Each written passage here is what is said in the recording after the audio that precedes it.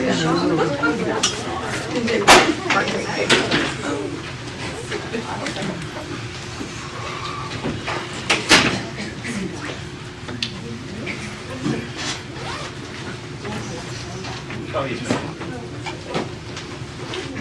we lock him out? Who locked the door on you, Jared? She was the last one in. Catherine did? Catherine. Let's pray together. Father, bless us as we consider how we can have great impact on those around us that so desperately need to know you. In Jesus' name, amen. Come on in. So I really need to work on my schedule so I don't wind up being gone the second week of class. It just breaks it up terribly. I'm glad that it worked out for John to get to talk to you guys last week. I hope you detected the passion and excitement he has for winning lost souls. It's very, very exciting. John's been working at my house, and he's been working slowly, largely because I interrupt him and talk to it. And we talk about things like this, which is why I wanted him to come in and speak to you guys. I hope as well that what we talked about this morning will be a complement to what we're talking about in class, that you'll maybe use the sermon to underscore our efforts in this class and to demonstrate why what we're doing is so very important. This really is the stuff of life and needs to be a greater focus of God's people. So I want to begin by going back and reminding you of what were the two key passages. I'm watching because there are all kinds of people outside the door there, and I don't know if I should kind of pause. Wait, let's see. Yes, see, here they come. Are there others behind you? Oh, yeah. Is he moving kind of slow today? Yeah. Obviously.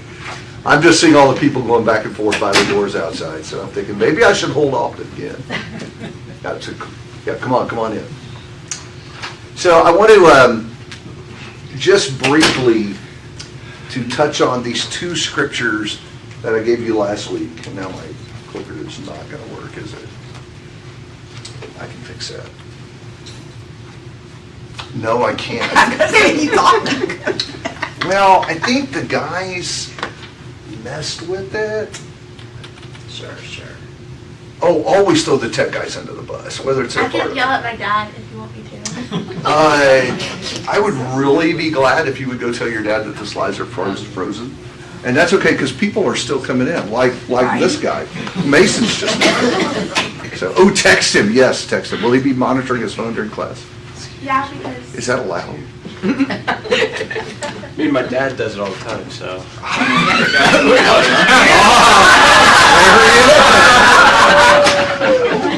The tech guys messed up my slides, Hendrix. Well, they messed up your slides, or you can't? Yeah, they're not advancing, even with the keyboard. And now they're blank. Turn it off and back on, right? Well, yeah, that's always the That's best. how a Mac works.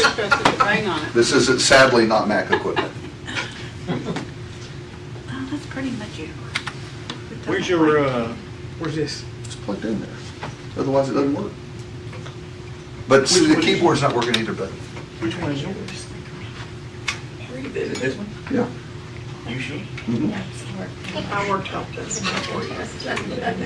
So, since you're the one that plugged it in, I wouldn't blame that on the tech guys. All I'm saying is it was working before the tech guys came in and messed with it. Oh, okay. Yeah. It's I okay. won't call it name. I still I like know. it. So this one's not, okay, let me get you the keyboard. It's not working either. Are you sure? I just said that. Yeah. You got the battery. He is a real tech guy. He doesn't believe anything you tell him on the phone call. This is true. Well, my tech guy always figured out it was user got a mouse. error. If it's you, yeah, that's why I usually 90% don't of the time he believe. was I do have the right. mouse. Okay. So you got some connection going. Mhm. I mean, that tells me the battery's dead on this thing. Keep going. No, I actually used that to start class. Did you? I'm telling you, when y'all came in to connect it to the stream, it froze. And you know what? I can actually teach class without slides. It's fun. There you go. So, You're gonna have to rough it, David. what's that? You're gonna have to rough it. I remember the days of flip charts and Yeah. Hey, they used to have those, what do they call them? Those projectors, those overhead projectors? Overhead. Exactly. You could write on the little paper as you were Thank talking. you. You're a good man. I take back almost everything I said about you before you came in. See, now I have to edit all of that out of there. Yeah. Battery. Oh, well, it's out there. It's gone to the world now. Hey, look, watch this. There are the two passages. So these two passages really will define the purpose for the whole class. So if you look at your Bible at Titus 2 and verse 10, that's a passage where we were talking about how we are meant to make the gospel look attractive, right? That's our purpose, to live a life before the world that stirs their curiosity and potentially from that ultimately draws them to Jesus. Same thing in Matthew 5 and verse 16. There at the end of the Beatitudes, we have that next segment, the salt of the earth, the light of the world. But verse 16 is the key. Let your light shine before men in such a way that they may see your good works and glorify your Father who is in heaven. So there is something about our life that connects with the world and enables us to draw people to God. And so that's the idea that we really want to spend this quarter unpacking. What is it about the disciples' holy life that connects with the world and offers us an opportunity to reach them? Now, both of these passages have attached lists, right? What's the list that comes with Matthew 5:16? Yes. Right before that, you have the Beatitudes, which describe what a kingdom citizen looks like. This is who you are, right? And it is that person that he says shines as a light in the dark world. But we have the same thing in Titus, remember? What is our list in Titus? See if we can stretch you back 2 weeks and get you to remember that. Duties of older, younger servants. Yes, the 5 categories, right? Old men, younger men, old women, younger women, and servants. And each of those 5 categories has a list underneath it of how these people are supposed to behave. And it's in that context that Paul is saying, hey, you make the gospel look good, right? Don't do anything that reflects badly on the gospel message. And so those are the lists that we're primarily going to be working. That's kind of what we're doing with the class. I do want to do one thing I did not do 2 weeks ago in introducing the class. We just didn't get to it. And that is to deal with a couple of potential objections. Some people would hear all of this and they would say, it sounds like this is just a class telling us how to go out in culture and put on a show for people. This sounds like we're just trying to go out there and get people to notice us and to say what great people we are. What would you say about that? Is that what this is about? Putting on a show for people? Please don't shake your heads no. I actually want y'all to kind of discuss it. We live, Of show.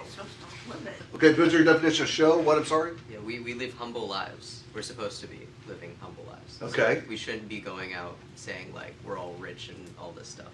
Okay. You want to work yours a little more? I think it's incumbent on us to show the world who we are and what we are like. It is not to show the world that we are better or somehow above them or somehow over them or somehow just weirdness. Okay? We need to show a life that is disciplined, that is dedicated to God, that treats people with respect, that treats people like equals, and not be overbearing. Okay, thank you for that. Anyone else want to weigh on this? I mean, if people think it's a show, then we may not be doing it right. Okay, I mean, we need to acknowledge why we do what we do. okay. So think about that. That goes to what? I see you, I'm not missing you. Your hand actually extends just over the top of this, so wave at me and I can, here, let's do this. Here, I'll get it between Bev and Richard so I can see both of y'all. What is Jill talking about? Intent? Heart? Those words come to your mind? Genuine about the way you Are you, live. sorry? Motivation. Motivation, are you authentic, are you genuine? Let me give you what I think is the key to discerning this. It's in Matthew 5:16, it's in the text we were in. Look at Matthew 5:16. You look at the text and you see if you can spot how we deal with that objection. This verse tells us what this is about. Do you see it? Our goal. Sorry? Our goal. What is the goal? To give glory to our Father. Yes. That they may see our good works. So it's what we do, it's our life, but then do what? Glorify the Father who is in heaven. So we're not seeking personal glory. We're not trying to go out and get people to be impressed with us. But we are trying to get people to glorify God. We're trying to get them to God. And what Matthew is, or what Jesus is saying in Matthew, is that our lives are a tool in doing that. So I think that statement at the end of verse 16 is the way we eliminate that objection. This is not about my glory. I don't want someone to be looking at me and saying, oh, you're such a great dad, or you're such a great husband, or you're such a great worker. Who do I want to get the glory in that? Yeah, I want to give God the credit. I want people to see God through me. Yes, sir. Well, the ironic thing is, if you look at out in the religious world today, the show actually produces. If you look at the mega churches and all this, they bring them in by the droves. And yet, we need to be the opposite of that. Because when they bring them in, they're not necessarily giving them the food they need. Yeah, I'm not sure, though, in the case of the mega church, that the draw is the crowd that attends. What draws people to a mega church? Entertainment. Yeah, I think that the big draw, I'm not diminishing the other No, but altogether. I think that's part of the show. Yeah, I think, well, okay, but not the show we're talking about. No, Yeah. I'm saying the preacher tells them what they want to hear. Right.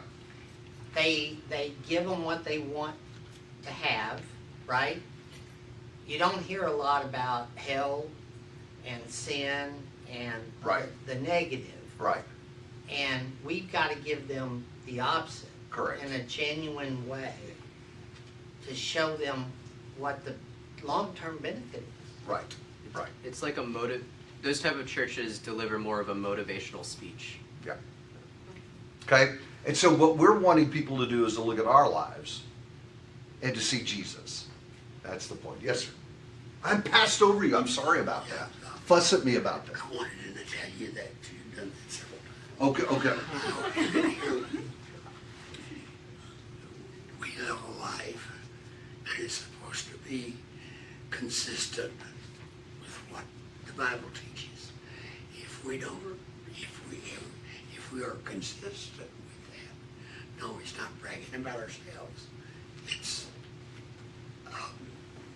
showing that we are consistent with what God wants us to do.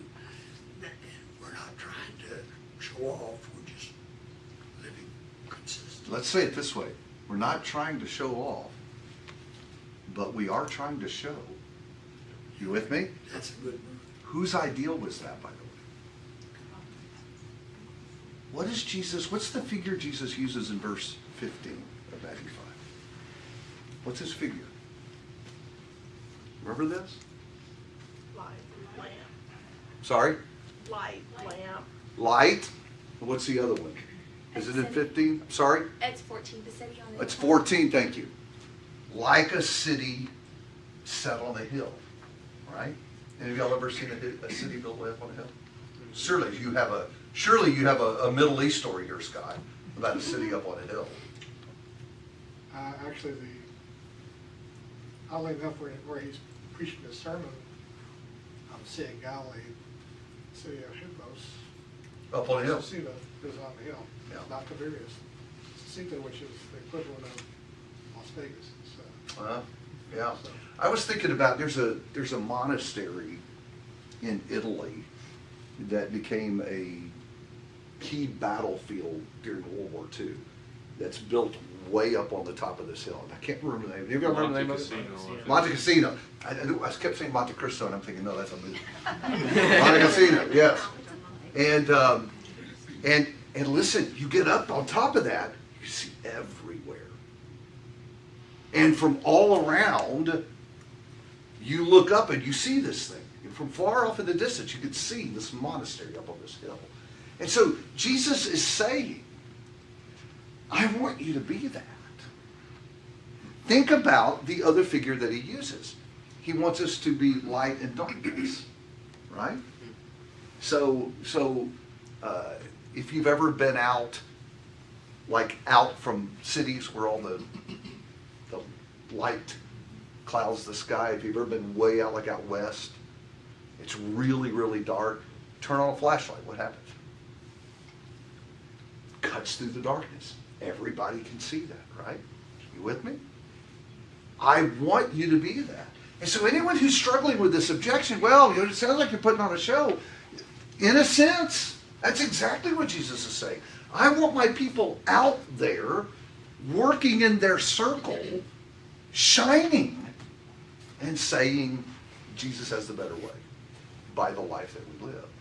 So that's a biblical idea that the Lord presses hard, that he wants, okay? So, not for my glory, but for his glory. I think that's what the difference is. Let me give you a second concern that probably needs to be raised here. And that is, I think some people assume that their only responsibility to lost people is to shine. In other words, I'm going to go out, I'm going to work my job like a good disciple should, I'm going to treat my family the way a good disciple should, and all the people around me can see my life, and if they're really interested, then they'll come and ask me about it. So my job as a Christian is just to go be a good, godly person in culture, and that's it. Y'all buy that? It's a start. It's a start. You were good, Lisa, that's it. Say what? I said you were good until you got to that. Yeah, I'm putting a period on the end of that sentence, right? Is that the limit of our responsibility? Why not? Because it would be easier that way. That's not what we're tasked to do. Who tasked us to do more? And what are you thinking about when you say that? I mean, our responsibility is to bring others to Christ. Okay. And who tasked us to do more than just be a good example? Jesus. Go preach. Yeah. How many times is that go word there? And we don't have to speculate about go, what it means, right? Because we read the New Testament, and Paul didn't wait in Jerusalem for Gentiles to get so interested that they would come to Jerusalem to hear the gospel, right? What did he do? He went there. Yeah, he went, map out the journeys in your brain. He went to all those places and connected with all those people. Jesus did the same thing. How was he able to meet the Samaritan woman? He went into her territory, right? He's at the well when she comes out to draw. He engages her. He's going to the people. Let me add something to that. Again, think about Matthew 5:16. How will people see your good works and end up glorifying God? How does that happen? How do people look at my life and end up giving God glory? I have to give God glory. I have to let them know that that's the glory. I can't just assume that they're going to do that. Yeah, there's stuff that has to happen in between here. Doesn't. People don't just look at how I behave myself in an appropriate way at work and say, man, Look at what God's doing through him on the job. How are they going to know that? Did I cut you off? Yes. A good example that somebody that taught us, when someone says in the grocery store, "Oh, your kids are so well behaved," don't say, "Thanks. Yeah, we're so." Who got the glory? Yeah, God. The Bible taught us how to do that. Yeah, yeah. We want God to get the glory, but that doesn't naturally happen. It only happens as a consequence of me and you intentionally trying to tie what's good in my life to God, so people know He is the reason. There are a lot of people who do good things Yes. who are not Christian. And the only way they're going to know that our good is different is if we make the connection. So, here's my point. We're going to have to speak. Okay? No way around that. We're going to have to intentionally work in the middle to help people make this connection and understand this. So a godly life is not a substitute for going and speaking. Okay, so what I want to do from here on out is I want to start getting into the meat of this class and talking a little bit about, well, let me throw the question up here because I want us to wrestle with this together here at the beginning. What is it about a disciple's holy life that would create curiosity in lost people and maybe open a door for questions and study? So I'd like to begin tonight brainstorming this question with you. I don't have an agenda beyond tonight. I'm going to work these lists in Matthew 5 and Titus 2. It's going to be pretty random. I'm going to pull out some of these qualities, and I want us to talk about them together. It's going to be real simple. What's this quality all about? What does it look like in life? How does that impact lost people? Those are the basic 3 questions we'll work all the way through the class. But I'm happy to get outside Matthew 5 and Titus 2. If you can think of other things that answer this question, things in our life, maybe that you've actually experienced that impact lost people, draw lost people, I'm happy to let you help me build the list. And so I want to start tonight just by doing some brainstorming. I want you to think about this question and how you would answer it. What is it about a disciple's holy life that would be noticed and perhaps create curiosity in lost people around us? I can think of 2. You got some for me? Let's go. Let's make a list. One was how you deal with tragedy or bad things or whatever term you want to use has been one reason that people have come to me or asked me questions or something. And then the other one has been, how do I word this? When you aren't ashamed to claim it when the majority around you don't. I guess that makes sense. For example, I work in corporate America and I don't shy away from being a Christian. It's in my signature. I mean, I put it on my About Me page, and that has brought people to ask me questions because it's not hidden. Okay. Let's talk about the first one. Okay. Tell me about how Christians react to tragedy. They rally. They rally around those who are hurting. They rally. We still find ways to glorify God in it. Find ways to glorify God. Okay, thank you for that. Yep. We have a peace knowing that nothing too terrible can happen to us because we have the promise of heaven. Mm-hmm. And that this isn't heaven. Yeah. This is temporary. Yeah. Think about when I was thinking about this very thing today. I thought about a disciple's peace, like if you get a terminal diagnosis without God. What is that? That's the end. Yeah. You see the end. Fear. There's nothing. But yeah, it's not just fear. And it's not just the end. It's the nothingness beyond the end, right? And so the thing that the disciple has, listen, if I got a terminal diagnosis tomorrow, I'd be terrified. I'd be scared. I'm not gonna lie to you about that. but not like the world is, right? I'm thinking about, okay, is this gonna hurt, right? How quick? How much time do I have? I want to spend time with my granddaughters. I'd be concerned about all that stuff, but not about what's after, right? Because we have the peace. And so I actually think crisis moments, we ought to come back and work that and talk about that. Crisis moments are great opportunities for disciples to look different. So thank you for that. And then I like this. Actually, I like this. I like this language. Claim it. I am very bold on my job. I am very open with all my coworkers about being a Christian. All right? I'm not really the person to stand up here and talk about this. It is really easy to be a Christian on my job, right? So some of you who understand the other side of this better, talk to me about that. Why is this a moment? I hadn't always been that way, and but now, like, we have this, whenever you get, because I talk to a lot of new hires and a lot of interns, and so I'm always doing a about me. Tell me if they want to know about your career, and I ordered my about me, and I open and tell them that I ordered in what's in the importance of my life, and I start with my faith, and then I talk about my family, then I talk about my hobbies, and then I talk about my career. It's at the bottom, and I tell them that. And I've had people tell me, I'm going to change or come to me and say something because I was bold enough to stand in front of all these people and say, this is what's important to me. Interesting.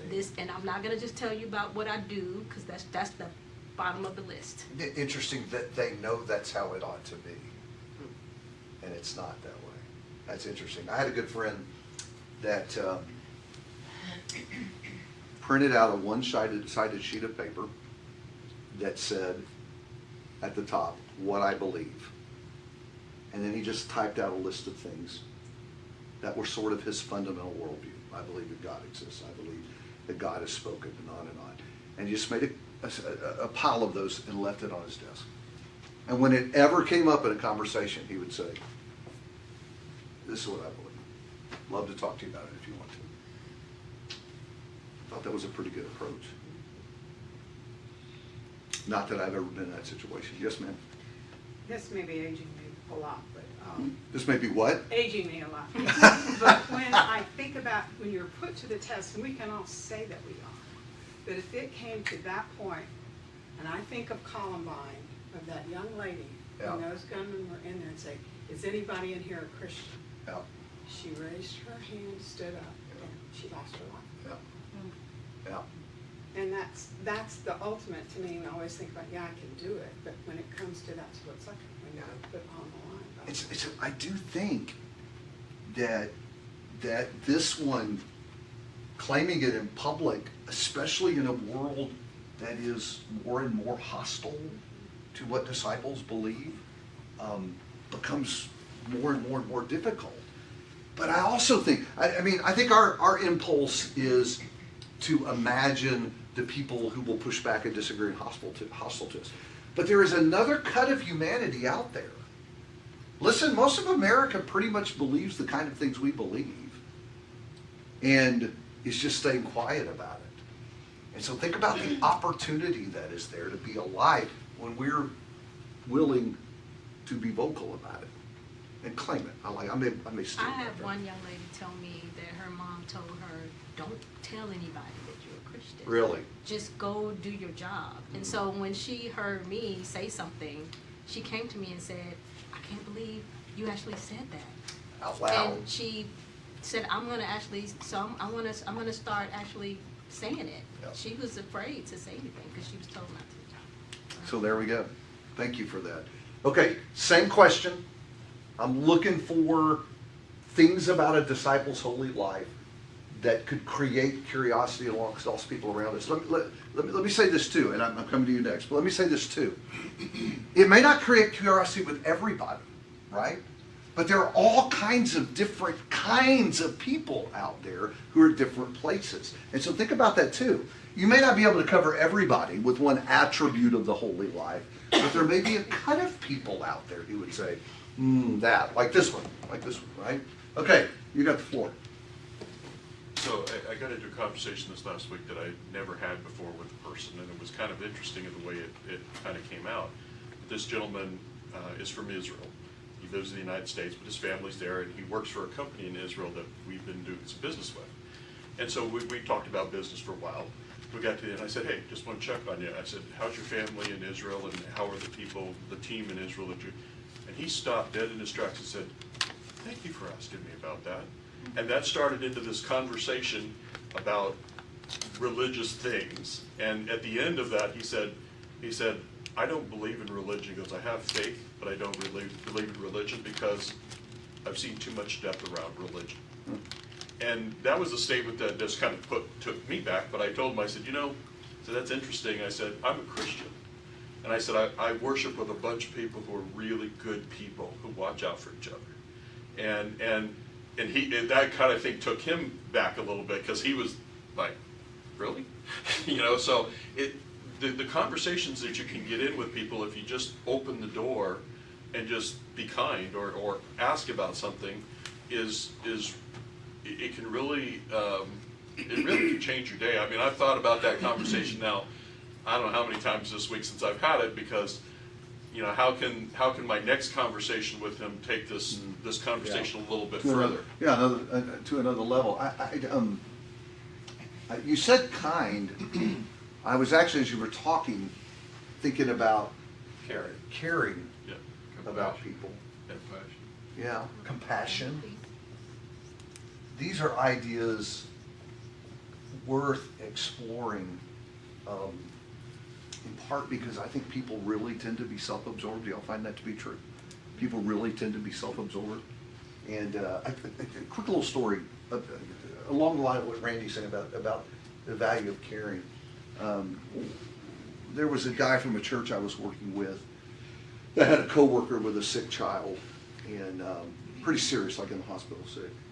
And he said, "I tell you what, I'll pray for your daughter."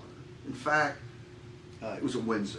He said, "We'll announce it at our church tonight, and we'll pray for your daughter." And we did. And she got better after a week or so. And the next Sunday, his family was at church. He said, "My own church didn't pray for my kid. And you people that don't even know her were praying for her." 5 people obeyed the gospel out of that act of caring. And so I think in a world where people tend to be really, really self-absorbed, something that really, like looking at my picture there, kind of brightens things, that shows, is people who are just caring. And again, not putting on a show that I care about you or that I'm interested in you, but having that genuine heart that cares about people. You with me? Yes, sir. I think Randy's story makes a really good point, and that's having the willingness to invest in a relationship. Just that short period of time, he developed a relationship and surprised this person to where they asked more questions. And the things that you've written on the board, if you look at them by themselves, yeah, I get that. But embedded in that, if you have a relationship, these things develop, then that leads to a lot more opportunities. That's why I think things like inviting people is so much better than cold calling people. How many in this room in your life have ever done door knocking with a group from church? Raise your hand. And how many of you would be old, you did. How many of you would be real excited about doing that next Saturday? I actually remember as a teenage kid at Kleinwood. Didn't we do it in the neighborhood over here? Oh, yeah. Okay, I'm way older than you. Yeah, I know. So this would like be in the other building, which meant we were running around Greenwood Forest early on a Saturday morning, which delighted What's that? The kids have done it since Yeah. we've been in this We've been- building. Yeah. Right. Kids. Making sure that I was agreeing with that. Yeah. And, you know, I'm not, look, anything someone wants to do to try to get the gospel out, I'll be a cheerleader for you. I don't want to go door knocking. I think it largely offends people. Doesn't tend to open doors. And I think the reason for that is because exactly what John was saying. There's no relationship there. They don't know who Scott is.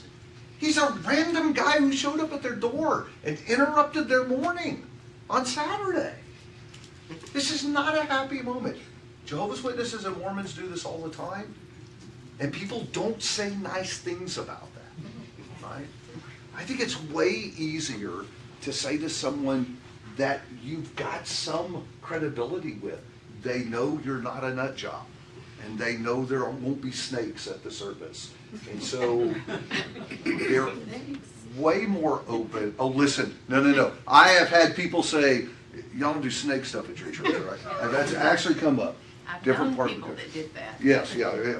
Well, there's some Kentucky coming out right now. Tennessee, if you can get them to open the door. Yes. So my point is, way better to work with a relationship basis than to work with, people that don't know you at all, right? And so, yeah, I think that's a vital piece of it. And what John gave us was really kind of an umbrella here, because then we could just make the whole sub-list, right? What does that look like? Because it would include some of the stuff Randy was saying about caring and compassion and some of that. But I want to keep brainstorming. We're brainstorming. You see the potential to work here, though, right? You start thinking about this. There are things that we have opportunities to do every day that may not result in a baptism tomorrow, but maybe move us a little closer to helping them see God. Okay, I need to go here. What you got? One of the things that kind of stands out, I think, at work is speech, how you talk, and the language you don't use catches people's attention. Sometimes it's awkward because they start apologizing. And I've never known how to handle it. Gotcha. It's like, why are you apologizing to me? But, Now, this is one of the reasons I don't fly. is because the people sitting next to me ask me what I do, and then it's like you've got COVID after that. I mean, It's a perfect opportunity to have 200 people there. We've got a captive audience there. For 3 hours. How many of you work in cussing settings? Oh, I should not raise my hand for this. I used to. In cussing settings. Oh, yeah. If you work in an environment, it's there. I work in the garbage industry. I'm sorry? I work in the garbage industry, so. Is that a cussing crown? Yeah, okay. So, if you're around people that talk that way all the time, let me ask you, do they notice that you don't? Yes. Yeah? Yeah, they apologize. And eventually, Some of them will actually change. Around you They'll know especially? I'm around him, so I'm Yeah. not gonna talk like Yeah, that. I need to be careful about that. They always apologize. Yeah, Isn't that that's interesting? what I- Isn't that interesting? yeah. Which tells you that they know They know. that there's a value associated with that kind of speech. Isn't that an interesting thing to kind of ponder? Why does it matter? Right? If we all kind of want to have our own moral values and do our own thing, why can't he just do his thing? Why should he be worried about offending me? And yet he is. He's there. I used to have a band director that was always worried because I'd jog during his rehearsals. And he'd see me out there and he'd be really worried that maybe he'd cussed with the kids while he was doing that. And I finally said to him one time, I says, is the idea of an all-seeing God lost on you? Do you not get what that means? But anyway, he was worried about me. He should have been worried about God. But, I think people do notice when you keep your speech clean. Especially under pressure. Yeah, Because that's when everybody tends to let go, right? It's Okay, just like- yeah. Now you can say whatever you want to because bad things have happened and you're justified to lose it. Yeah, and the other thing I'm thinking here is it just refraining from cuss words, No. right? It's talking about people, gossip. Drinking. Yeah, and even, I'm glad you mentioned anger, because I think even if you don't cuss, the way you speak to people when they're angry, because I think folks are very accustomed to people just losing it and really saying mean and hurtful things, especially like supervisors. You know, when they're mad, kind of going off on people. That's kind of a well-known thing to happen in a workplace setting, and not being that way. So in this case, it's not what I'm doing; it's what I refrain from doing. Is something that I think people notice, and I think over time, would you rather have a supervisor that loses it and goes off on you and cusses at you, No. or one who keeps the voice down and is gentle and maybe even firm with you, but at the same time mixed with this weird kindness, right? And so one of the things I wrote down in my notes for this class is some of this stuff is soil preparing stuff. Do you know what I mean when I say that? My wife will tell you this, and I only know this because I've heard it from her. Before you can go out and plant plants in a garden, what do you got to do? You turn the soil. You got to prep the soil. You got to do. Yeah, I don't know what it is that people do because I buy my vegetables at H-E-B. But you got to prep the soil for that. And so I'm not talking about God yet, but the way I'm speaking to them is light. It's making the gospel look good. And so when the opportunity comes, maybe it's going to be 2 years down the road, when the opportunity comes, the fact that I've been this way winds up having an impact. So some of this stuff can be very immediate in its impact, like in the middle of a crisis. Other of this stuff is just stuff you do over a long time. And then the moment comes where everything kind of comes together and God works providentially and he opens the door and then say, yeah, I'm going to talk to Heidi because, man, she has always had kind things to say to me. I think speech is a big, broad category. I think we need to dig around several places there. I need to get Kenneth back here because I'm going to go right here and here. Go ahead. Yeah, so in addition to speech, like in my job, I had a lot of opportunities where I was outside the workplace, but with work people. Mm-hmm. And you end up at dinner, you end up socializing and this and that, and I'm like the only one not drinking. Okay. Right? Yeah. And almost invariably, if they didn't know me at the time, their first question was, you don't want to drink? No, I don't drink. And it would bring up a very short conversation, but it wasn't just drinking, but it was the whole atmosphere. I didn't go places sometimes where they go. I wouldn't. So you're saying that there's like a culture to the drinking, not just the alcohol itself. Again, not a frequent problem around the office here. We do not have many lunches that involve coffee, maybe. Isn't it? If you are talking about coffee, some of us drink heavily. But so I want to extrapolate. Is what Kenneth's saying accurate? Would that be something that people out in the workplace would readily notice if you are not imbibing? Okay, let me ask you another question, just generically. Do you think people generally, as a rule, see that as a good thing? That you're not drinking? No. Or they're like, what's wrong with you? It's a mix. It's a mix? It depends, Yeah. I was in a similar situation that Kenneth talked about, and my boss's wife came up to me with a glass of water. She whispered in my ear, she goes, here's a glass, it's just water, but it'll make people think you're drinking. And I said, I don't need that. I said, I'm fine letting people know that I don't drink. It's really okay. But she was trying to watch out for me, and I appreciated that, but I thought it was odd. I had a friend one time that was talking to me about this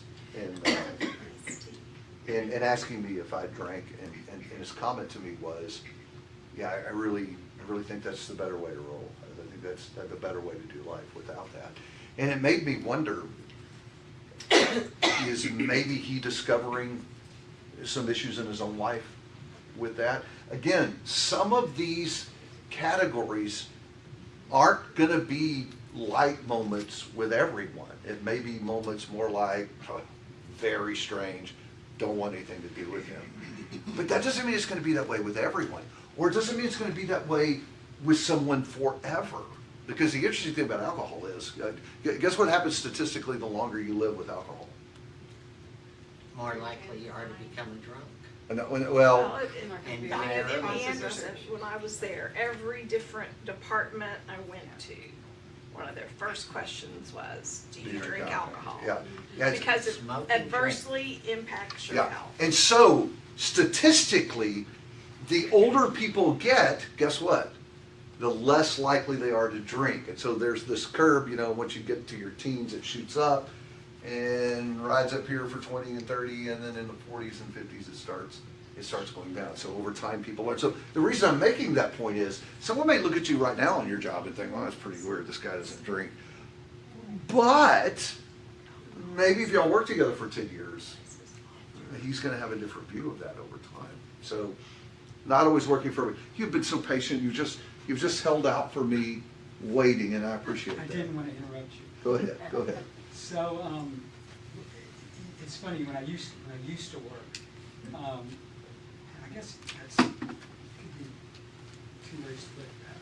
But when I used to work, Gina and I were out with my boss and her husband and another client, and they brought alcohol, they were gonna drink.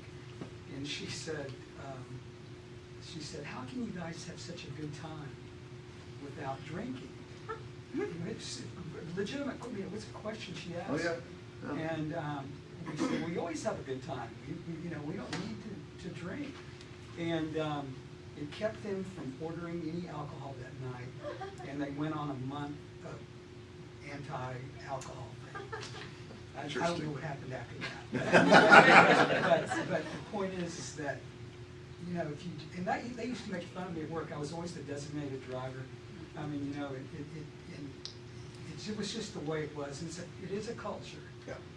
So anyway, I don't know if that helps or not. Well, no, it's just an interesting thought to add. And by the way, this is one of the reasons that I don't want to set the agenda for this class, because I'm in a very different work setting than you guys are. And I really would kind of like to get more of a sense of what you guys who are out there mixing it up with lost people every day. I have another new one. I'm coming back to it. I just remembered, so. But what you see registering with lost people, and I think we can get it in. We got a couple minutes I left. wanted to do the opposite of dealing with tragedy, because also how you deal with prosperity and good things. Are you taking the credit, or are you giving it to God?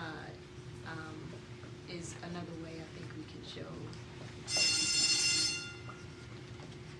I wonder a lot about, I think I could run with this, because it isn't just prosperity. Just good things. Any You have the positive good. things, good things happening.